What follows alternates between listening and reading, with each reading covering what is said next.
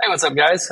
Just wanted to go over real quick some advanced scripting tips. I made another video like this, but this one's going to be a little bit more to the point, broken down, like where do you even start at. I think the other video I made was kind of like how to tweak it if you've already done that. So I'm going to give you my very best tips here on how to get started successfully trying to create your own advanced script. I do build these for a fee for people. It's different because everybody needs something different. I can pretty much guarantee it's going to work pretty dang good. It's still technology, so there may be things outside my control, but for the most part, we can get these scripts to work pretty good. Now, with the standard script, yes, they work good, but you're just limited to do some advanced, like if-else statements, like if you want the agent to start talking or go down a different path, like if the prospect responds a certain way. So sometimes you have to have advanced just to have a little bit more success with that. Also, like for some reason, like if you really just want calls to end at a certain point, such as if people are saying no, I'm not interested in your services, don't ever call me again.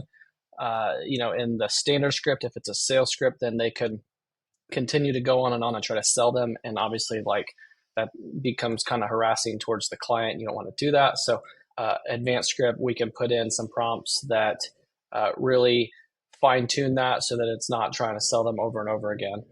So the best thing to start with on advanced is just click on new agent and always do a sales script. Don't do customer service or other. I have not had good luck with these. In the sales script, we can actually change some things in there to make it sound more customer service, but this is just a better script. It follows your rules better in this script here. So we'll do, just make this a test, create agent, and then click on advanced. And then don't do magically generate, and I'll show you why. Just do create from scratch. When you do create from scratch and you choose that, it actually gives you a template here. So it's not like you're creating it totally from scratch. So I'm going to give you a breakdown of what you're looking at here. So all this stuff up here in the beginning, it's not going to read this stuff. Okay, these are prompts that the team has built in automatically to help you have the most success with advanced prompting. Now, it starts out with objectives, which I wouldn't change any of these, and then it goes into policies. The main things in policies I would change if it's not for you would be these two right here.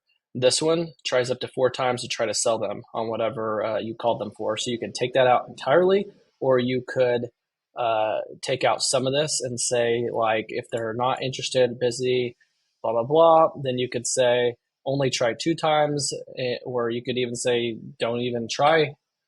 Just say thank you for your time and hang up immediately. So you can put some words in here that allows it to hang up better and not harass your clients. That's a big one. This one here, you're not allowed to follow up with prospect on the call. I would just delete that entirely to take that out. The rest of the stuff, I would leave most of this stuff alone. It just helps out with the prompting. As you scroll down, you'll see calendar availabilities. You don't have to do anything with that. Sorry, right here. This is where it references the knowledge base. Again, don't do anything with any of that stuff. That is built there to have you have the most success. And then you see where it says start script. This is the seed phrase which starts it. Also, just take note, always keep your seed phrases short. If you put a big old long sentence here, I see those just have glitches all the time. A lot of problems I help people solve is just simply shortening their seed phrase. So keep the seed phrase short. But right here where it says start script, everything that has squiggly braces or squiggly line in quotes, that's what it's going to say. And if you've messed around with the standard script, you know that pushing enter automatically puts this in here. With advanced, it does not, but you can simply go to the next line, copy and paste it. Okay. So you have to do all this stuff manual in advanced. The big takeaway is make sure these are between every line, and make sure you start these 100% with a squiggly and a start quote and end quote. A lot of people forget the end quote, and then it causes mistakes to happen. It's very finicky. You got to make sure you have that exactly that way. This is just a template, but you can see the end script is here. So everything between end and start right here is all stuff that you can modify very easily. One thing that you can play around with in advanced that works better in advanced than in standard is when you're coming up on a sentence and maybe you want to give it extra instructions, then you can do just regular square brackets, and then in all caps, type out a set of instructions. I've found that it works best in all caps. You could say, in this next sentence, you're going to be presented with two options.